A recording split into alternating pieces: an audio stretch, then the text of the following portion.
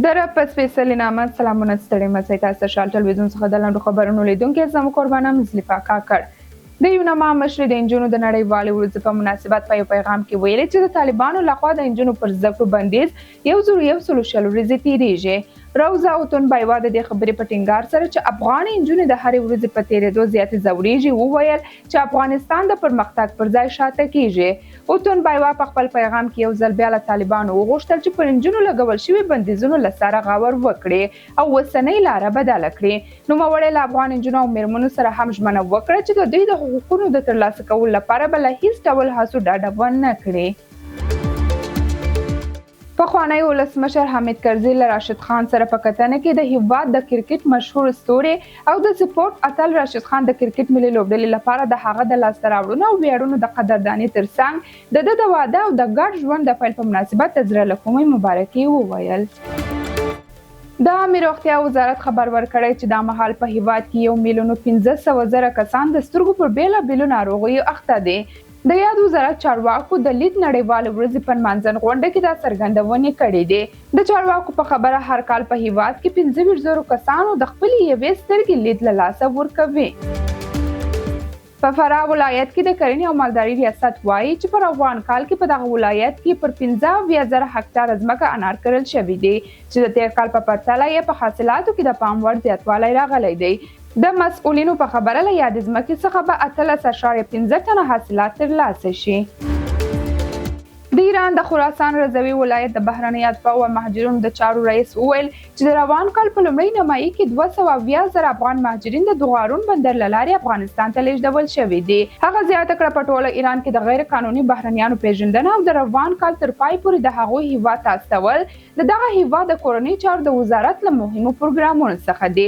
د خراسان رضوي ولایت د مهاجرینو رئیس وویل چې هیڅ افغان اتباع د دې ولایت په 2 سرحدي ښارونو کې د اوسېدلو او کار کولو حق نه لري. د ترکیې ولسمشر رجب طیب اردوغان د پنځشنبې په ورځ د البانیا له لومړي وزیر ایدی راما سره یو ځای د البانیا پلازمینې تیرانا ته لاړ او د اروپا په بالکن کې تر ټولو لوی جومات پرانیست.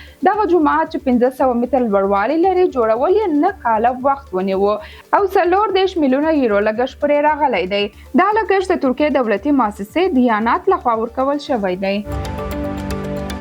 د لبنان ورځپاڼې النهارا راپور ورکړی چې روسیې حزب الله ته بې پیلوټه الوتکې ورکړې دي. د النهارا په وینا روسیې د دې ډرون د کارولو په اړه د حزب الله ځواکونو ته روزنه هم ورکوي. د روان کال په جنوري کې رسنیو راپور ورکړی چې د روسیې واګنار نظامي خصوصي ډلې له حزب الله سره اړیکې ټینګې کړې دي. نامعلومو وسلوالو نن سهار په بلوچستان کې د سکرو په یو کان کې 60 تنه ووژل. په دې پیښه کې چې د بلوچستان په ډوکې کې شوي 9 تنه نور ټپیان شوي دي. د پولیسو د ماموریت یو افسر همایون خان نن خبریالانو ته وویل چې حمله کوونکي د راکټونو په شان له درنو وسلو هم کار اخیستی دی. د روغتیا چارواکو په وینا روغتون ته 60 تنه مړه او 9 تنه ټپیان وړل شوي دي. د چین د مرکزی بانک پخوانی مرستیال پان ای پی د رشوت اخیستلو په تور په اعدام محکوم شو. د چین دولتي رسنیو پرون راپور ورکړی چې ای پی ته د 2 کلونو په ځنډ دغه سزا ورکول کیږي. پر هغه تور پورې دی چې د 380 میلیونو چینایي ین په ارزښت حساب باندې 450 میلیونه ډالر کیږي جایدادونه په غیر قانوني ډول منلي دي. د چین دولتي رسنیو د چین د محکمې د حکم لمخې دغه خبر ورکړی دی. د جرمني صدر اعظم هغه خبرونه رد کړ چې ګویا اسرائیل ته د وسلو صادرول بند کړي دي.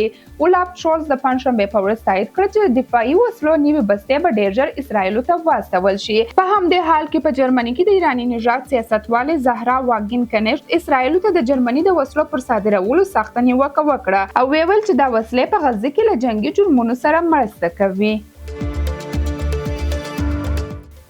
درنو لیدونکو دا هم د نن ورځې لاندې خبرونه له ملتیا مو مننه تر بیا ښې چارې.